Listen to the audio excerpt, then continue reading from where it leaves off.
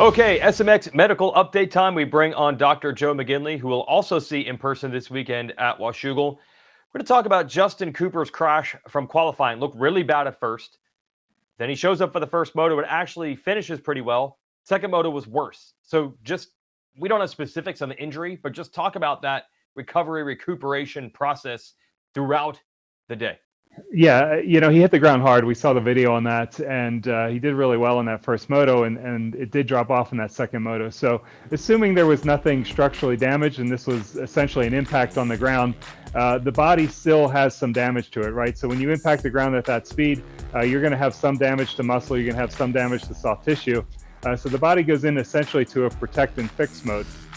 If you still have motos and you still have to compete, now you sort of have to work around that. So, for that first moto, just assessing, making sure nothing was structurally damaged. That's going to be point number one, making sure you're safe to race. And then getting prepared, making sure those muscles don't tighten up, because as you're healing and the muscles are healing, they're going to want to tighten up on you, which is obviously going to affect your athletic performance. So for the first moto, it's relatively close as far as timing. Was able to keep the muscles stretched out. I'm sure there was physical therapy involved to some degree, maybe chiropractic stretching. And then he was able to get back out there. Now, the problem is between Moto 1 and Moto 2, you have quite a bit of time. So you have to rest, you have to be able to recover so you physically have the energy to race that next race. But you're sort of competing with what the body wants to do, and that's shut down and just fix all that damage that occurred there. That reflex response is really strong, and the muscles can be fairly persistent as far as shutting down on you and not allowing you to go out there and perform. So now you're dealing with not only the soreness of hitting the ground, but the muscles are tightening up.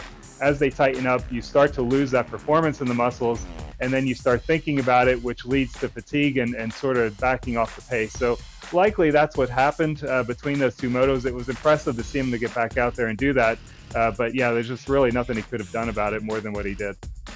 So this question, this Justin Cooper situation brings up a question that I've heard other riders talk about. Chad Reed talked about this a lot when he was racing. And when he was dealing with an injury, he would go into a day and say, I think I've only got X amount of laps in me with this injury, like strength, pain tolerance, all those things. Is it a cumulative effect? Like say he crashed in qualifying, he goes to the first moto, which was relatively okay, but the second moto, there just wasn't much left. Like, is there something to this theory of like, listen, I only have so much that this injured muscle and my exoskeletal whatever is going to give me? Like, what's actually happening there biologically to have that play out where at some point you just can't take anymore? Yeah, well, a lot of it's adrenaline, right? When you get out there for that first moto, you're ready to go. You haven't beat yourself up too much throughout the day. You've been resting, preparing both mentally and physically throughout the week.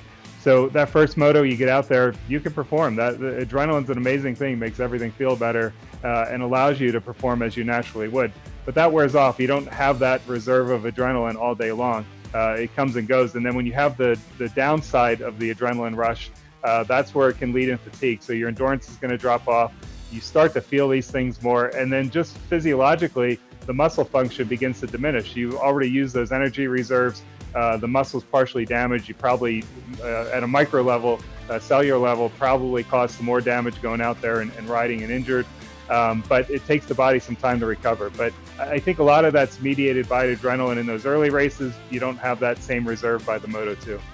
Hopefully Justin Cooper able to score some more points. He's in the SMX point lead now, so he needs to perform at Washougal. See you there, Dr. Joe. Thank you. Looking forward to it.